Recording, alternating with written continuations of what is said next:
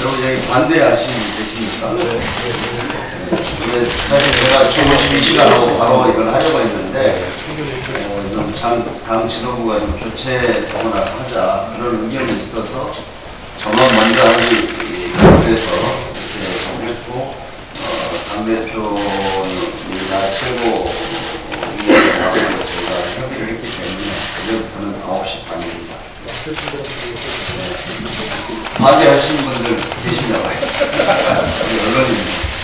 아침에 너무 이렇게 일찍 출근하시기 힘든데 그리고 기왕이 주 52시간이 이미 시작이 돼서 시행이 되고 있기 때문에 9시 반으로 해서 9시까지 출근하시면 출근할 것 같아요. 박수도 안 치고 여당은 감정이 있는데요. 그보다 훨씬 긴 시간에 감정이 많아서. 제가 지금 감정도 저는 어떻게 좀 해야 되는데 그거는 각 언론사에서 시간을 카운트해서 일찍 퇴근하시거나 그 다음날 한나절 일찍 나가서 내가 이렇게 좀 제도를 날아가고 있습니다. 만드시기 바랍니다. 네. 9시 반 첫 회의입니다. 지금부터 제115차 원내 교체회의를 시작하도록 하겠습니다. 먼저 홍영표 원내대표님의 모두 발언이 있겠습니다. 네. 8월 30일 본회의를 앞두고 민생경제 법안에 대한 여야 간의 조율 작업을 저희가 하고 있습니다. 오늘 아침에도 일부 언론인들 현장에 오셨지만 원내대표 정책위장이 회의를 했고 해당되는 승인이 감사를 하고 오늘 11시부터 12시 반까지 저희가 또 모여서 조율을 하기로 했습니다. 그래서 사실 여야가 이례적으로 민생 경제 법안에 대해서 합의한 것을 꼭 지키자. 지금 시간이 많지는 않지만 국민들께 약속한 8월 30일 날 처리에 대한 지키고자 저희들이 노력하고 있다는 그런 말씀을 드리고 싶습니다. 내년 나라 살림살이 계획을 담은 예산안이 오늘 발표됩니다. 정부 여당은 내년 예산안은 올해보다 2자릿수에 가까운 규모로 대폭 확대하기로 했습니다. 이번 예산안은 과감한 재정 확대를 통해 우리 경제의 역동성을 살리는 마련물이 될 것입니다. 또한 더 많은 좋은 일자리를 만들고 민생과 지역 경제의 온기를 돌게 만드는 힘내제가 될 것입니다. 내년은 소득주도 성장과 혁신 성장의 성과를 내야 하는 시기입니다. 이를 위해서는 어느 때보다 적극적인 재정의 역할이 필요합니다. 특히 일자리 예산을 대대적으로 늘리는 것이 시급합니다. 일자리는 서민과 취약 계층을 위한 최고의 복지입니다. 지난 1년간 비정규직의 정규직화, 공공행정 및 사회복지 서비스 일자리 확대 등으로 고용의 질은 개선됐지만 양적인 측면에서는 미진한 점이 있었습니다. 앞으로 민간 부분의 일자리 창출 능력이 회복될 때까지 재정을 통해 공공행정, 사회복지 서비스 일자리를 확대해 나가야 합니다. 청년층을 위한 구직활동 지원금을 신설하고 광주형 일자리와 같은 지역 기반의 상생형 일자리를 늘리는 등 종합적인 일자리 정책이 추진될 것입니다. 혁신 성장을 위한 예산 지원도 대폭 확대할 계획입니다. 국가 R&D 예산을 역대 최대인 20조 이상으로 늘려 인공지능과 빅데이터 등 미래 신기술에 집중 투입할 계획입니다. 4차 산업혁명 시대에 맞춰 혁신 창업과 인재 양성에도 과감하게 재정이 투입될 것입니다. 이번 예산을 두고 재정 중독, 퍼주기 예산이라고 하는 것은 옳지 않습니다. 재정 확대를 통해 우리 경제가 지속 성장할 수 있는 토대를 만드는 것은 재정 중독이 아니라 미래에 대한 투자입니다. 일시적인 경기 부양을 위해 관행적으로 대규모 예산을 토목건설에 투입하는 것이 오히려 재정 중독이자 재정 남용입니다. 또한 일자리 복지 예산을 확대하는 것도 퍼주기가 아닙니다.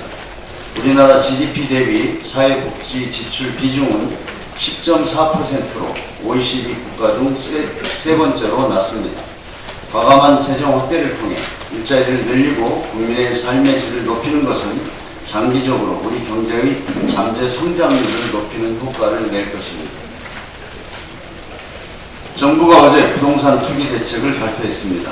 최근 집값이 들썩이고 있는 서울과 경기 지역에서 투기 지역과 투기 과열 지구를 추가로 지정하기로 했습니다. 수도권의 공공택지 14곳을 추가로 개발하겠다는 공급 대책도 내놨습니다. 이번 대책이 집값 과열을 잡는 정책 효과를 낼 수 있기를 기대합니다. 최근 부동산 시장의 움직임은 비정상에 가깝습니다. 자본하면 집값이 1억 오른다는 것은 부동산 시장이 정상적으로 작동하고 있다고 보기 힘든 상황입니다. 일부에서는 주택 공급이 부족해서 집값이 급등하는 것이라고 합니다. 하지만 서울과 수도권의 주택 공급 규모가 연간 33만 호인 것을 감안하면 주택 공급 부족이 문제라고 할 수 없습니다. 결국 서울에 집을 사두면 떼돈을 번다는 투기 심리가 더 큰 문제입니다. 투기 심리가 확산되면 서민과 실수요자의 불안 심리는 더 커집니다.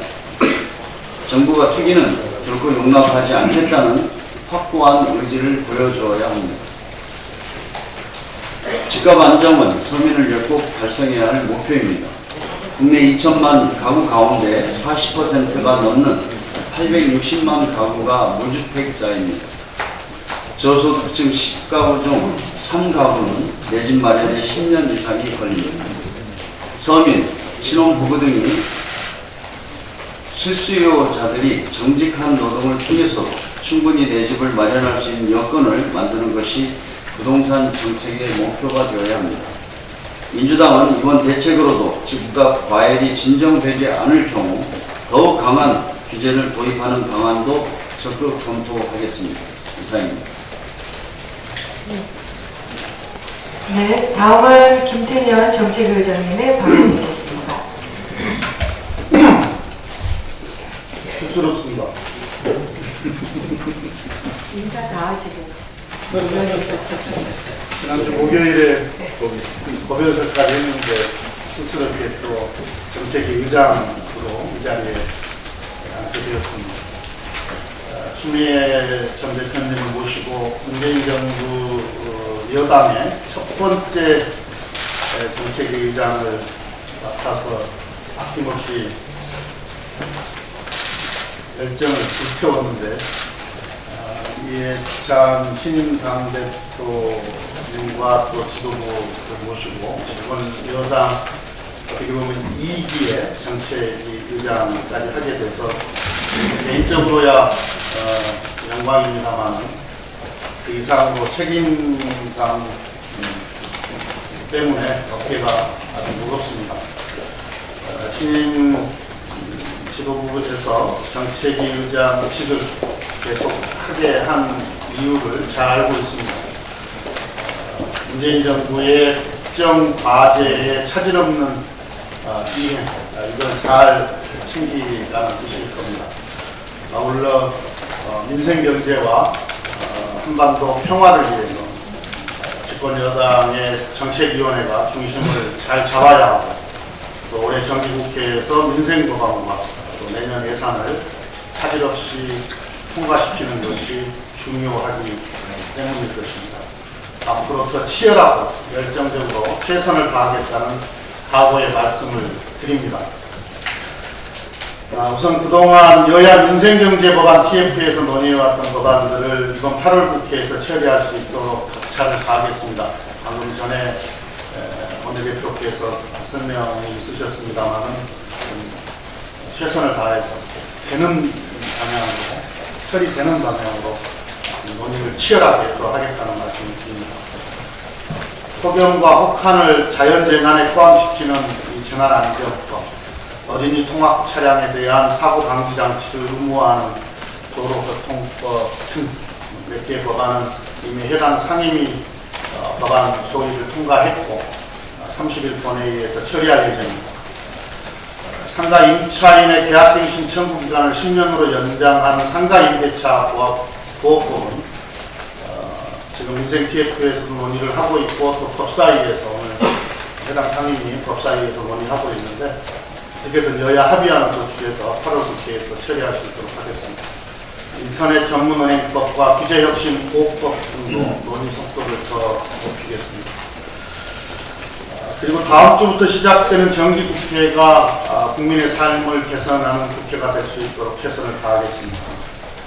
여러 차례 말씀드립니다만 공정경제, 소득주도 성장, 혁신성장을 온전하게 구현하기 위한 관련 법안들의 처리에도 만전을 기하겠습니다. 또한 문재인 정부 100대 국정과제 이행을 위해 필요한 입법과제들을 다시 한번 점검하고 추진 전략을 마련하겠습니다. 물론 민생경제 회복과 일자리 창출, 소득 양극화 해소, 저출산 위기극복을 위해 그 어느 때보다도 재정의 역할이 중요한 시점입니다. 당과 정부는 2019년 예산안에 확장적 재정 운영 전략을 반영했습니다. 그리고 내년 예산안에서 일자리 창출, 경제 활력 제고, 사회 안전망 확충에 중점을 두었습니다. 국회에서 내년 예산안이 정해진 기일 내에 차질 없이 통과될 수 있도록 하겠습니다. 더불어민주당 정책위원회는 문재인 정부의 국정과제 이행을 함께하고 국민이 체감하는 성과를 만들기 위해 앞으로도 최선을 다하겠다는 말씀을 드립니다.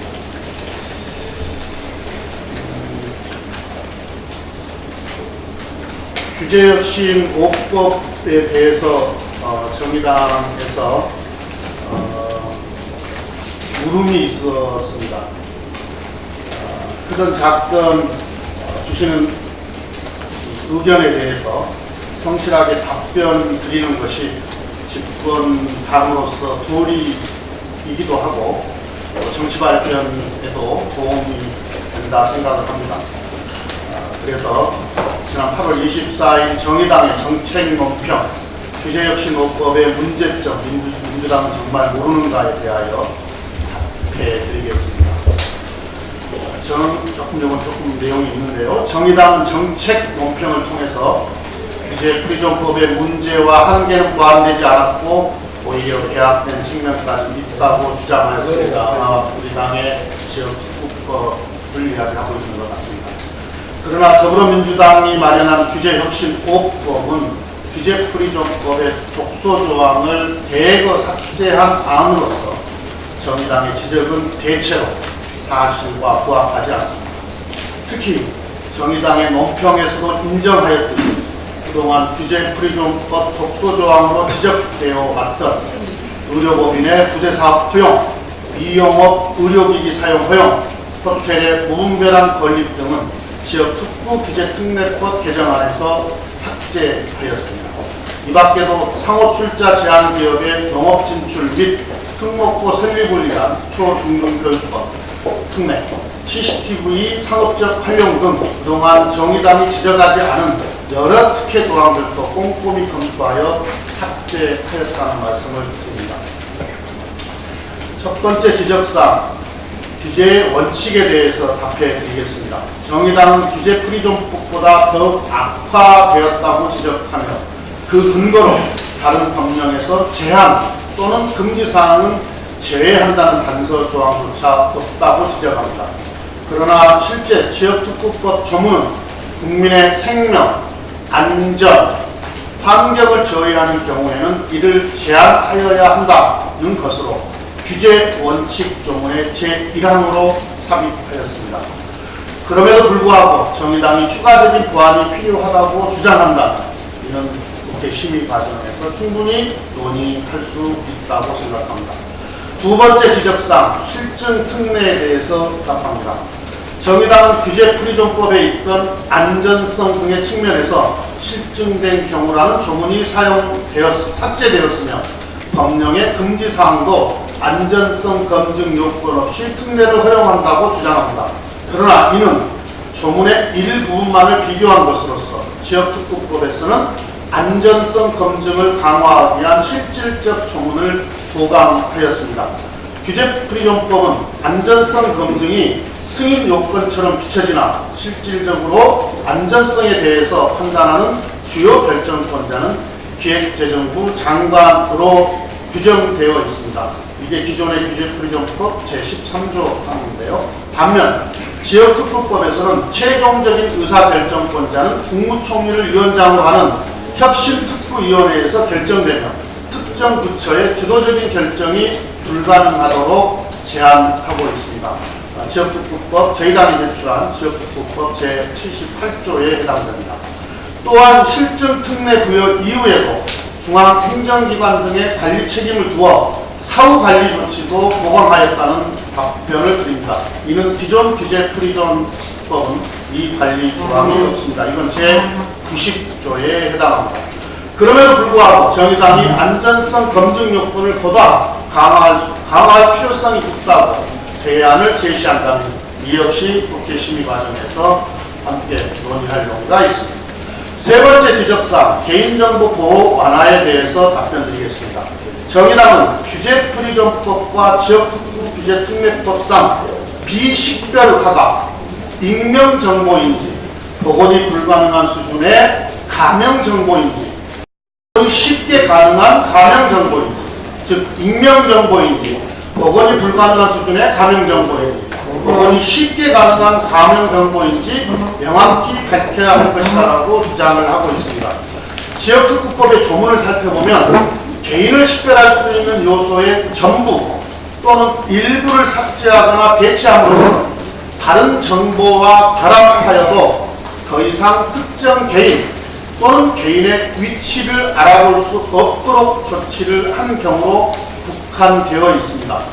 단순 비식별 조치만을 규정하고 있는 규제프리존법과는 다른 것으로 정의당이 주장하는 복원이 불가능한 수준의 정보를 염두에 둔 것이라는 점을 말씀드립니다. 이건 지역특구법 제5조에 해당합니다. 네 번째 지적사항, 기타 특례 조항에 대해서 답변드리겠습니다. 정의당은 세제 지원, 농지법, 산지특례, 초중등교육법 특례 등 규제프리존법상의 주요 규제 완화에 관한 특례 조항은 그대로 유지하고 있다고 주장하고 있습니다. 그러나 앞서 지적하였듯이 규제프리존법상의 독소조항 대부분을 삭제하였고 정의당의 주장은 납득이 어려운 잘못된 지적사항입니다.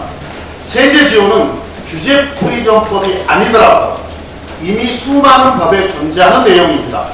이를 근거로 마치 엄청난 특례 조항을 부여한 것처럼 주장하는 것은 과장된 것입니다.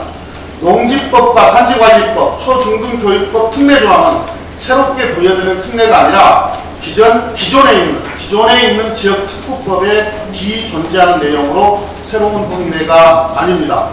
특히 초중등교육법 특례는 지역특구법과 규제프리존법의 특례 내용이 전혀 다릅니다.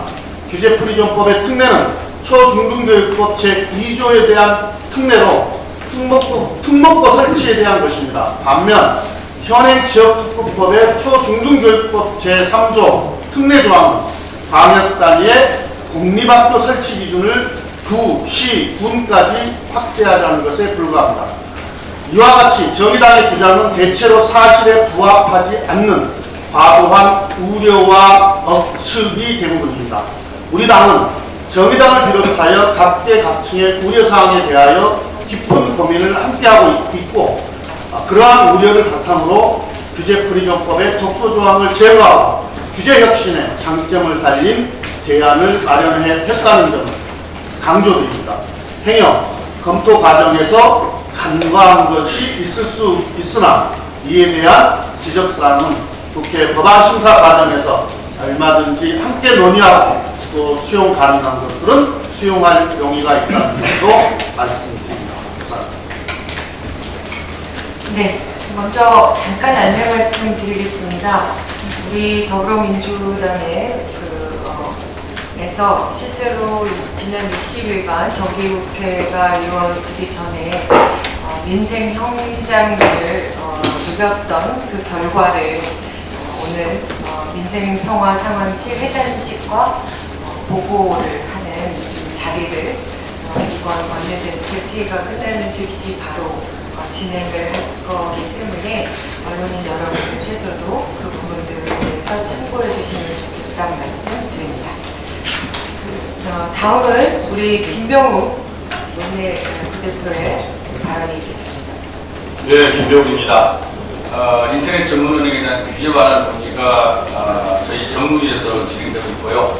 관련 법안 소위를 세 차례 개최해서는 아직 합의에 이르지 못하고 있습니다. 이번 논의는 인터넷 전문은행에 대한 규제를 완화를 해서 핀테크 등 첨단 기술에 기반을 둔 비대면 거래를 활성화하고 공인인증서 필요 없이 고객이 24시간 은행을 이용하는 등 고객의 금융 서비스의 질을 높이고 그 금융혁신의 성과와 결과가 국민에게 돌아갈 수 있게끔 하는 데 그 목적이 있습니다. 이번 논의의 핵심 과제 중에 하나가 규제 완화의 대상 기업을 어떻게 정하냐 할 것입니다. 우리 당은 상호 출자 제한 기업은 배제하되 여야가 합의할 시 ICT 기업은 예외로 할 수 있다고 주장을 하고 있습니다. 한국당은 재벌을 포함한 모든 기업에 기회를 주고 경제를 집중 완화 등의 구체적 내용은 법원과 시행령에 미임하다고 주장하고 있습니다. 경제를 집중을 완화해야겠다는 것에 동의하면서도 왜 재벌에게 기회를 주고 자세한 것은 법문과 시행령에 위임하다고 주장하는지 이해를 할 수가 없습니다. 경제력 집중 완화에 대한 사회적 합의의 결과물이 이미 공정거래법상의 상호출자 제한 기업으로 명시가 되었기 때문입니다. 이번 인터넷 전문의 특례법 제정이 빅테크 산업의 육성 그리고 금융혁신이라는 목적에 맞게끔 논의가 되어야지 이 기회를 이용해서 은상분리의 기본적 원칙을 무너뜨리기 위한 기회로 활용되는 것은 아닌지 의심하지 않을 수 없습니다. 은상분리의 최대 목적이 재벌의 사금과 방지하는 목표에 맞게끔 여야 원내대표가 합의한 대로 8월 30일까지 합의가 되기를 기대합니다. 이상입니다. 네.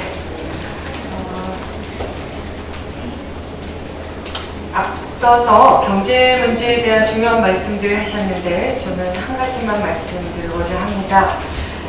폭염이 주춤하니 태풍이 왔고 또 태풍이 지나가니 폭우가 쏟아졌습니다. 이 모든 상황 때문에 농심이 무너지고 채소와 과일 등의 가격이 천정부지로 치솟고 있습니다. 농수산식품유통공사에 따르면 지난 20일 기준 배추 포기당 소매 가격은 6,986원으로 지난달에 비해서 2배 이상 올랐고요. 포도도 15%나 뛰었습니다. 이 모든 상황은 채소들도 정말 심각한데요. 문제는 이 부분들이 우리가 이 추석을 대국민 명절인 추석을 앞두고 있습니다. 정부가 폭염 등 재해에 취약한 노지 채소를 대상으로 재해보험 품목을 늘리고 보험료율을 조정해서 농가의 보험료 부담을 덜어주기로 결정했다는 것은 참 다행이라고 생각합니다. 다만 지금 목전에 두고 있는 추석 장바구니 폭탄 어떻게 제거할지 정부의 적극적인 대응이 필요하다는 생각입니다. 그리고 이번 폭염을 우리가 사상 초유의 폭염을 경험하다 보니 폭염과 한파를 재난의 범위에 포함시켜서 그 피해에 대한 보상이 가능토록 하는 재난안전법을 우리가 8월 본회의에 통과시키도록 합의한 바 있습니다. 그러나 보상도 중요하지만 피해를 최소화하는 것도 중요하다고 생각합니다.